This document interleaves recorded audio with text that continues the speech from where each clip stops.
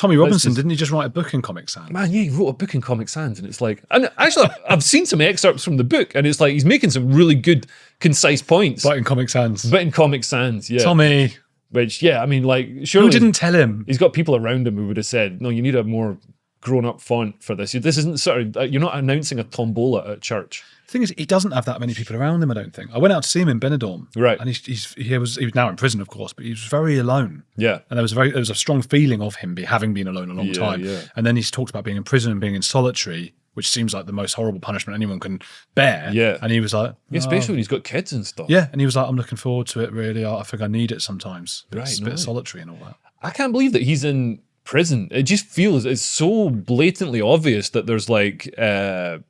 there's two tiers, and you know, Tommy Robinson isn't being punished for the things he's been charged with, if you know what I mean. It's really, you know, and I was never like, for years I saw the name Tommy Robinson, associated it with racism or whatever, and you know, and then I looked into it. Then I heard about the grooming gangs, and I looked into it. And I was like, man, this guy's in trouble for. It's like, I think there's a saying in Austria that, like, you know, we don't punish the person who made the dirt. We punish the person who notices the dirt or points out the dirt. And I think there's an element of that. Shoot the messenger. With Tommy, shoot the messenger. That's a much better analogy. There's a tribe in Africa where they have this really amazing saying. And also, I think half people are going, did he say dirt or dart? I don't know. And also Austria. Why did I bring Austria into that? All the conversations you don't want to bring Austria into. You see, the Austrians know.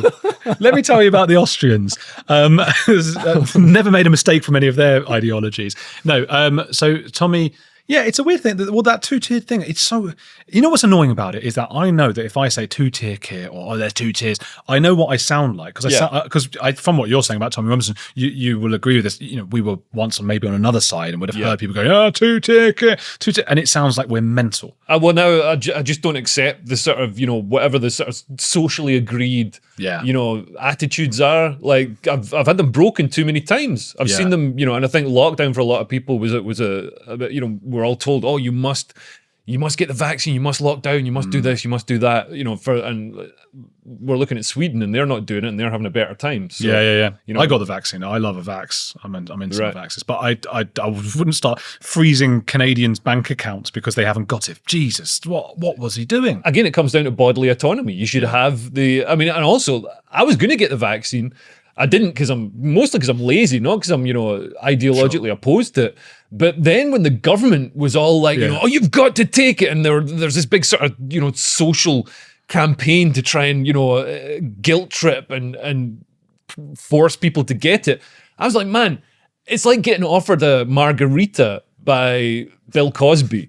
It's like, why are you so insistent I drink this margarita right to the bottom? Like, what's in this margarita? So then I didn't. It's like, let it be my choice. If it's such a great idea, I'm sure I'll come round to the idea and do it. If I hadn't just said no, I got the vax, you'd be going off on the wildest tangent, wouldn't you?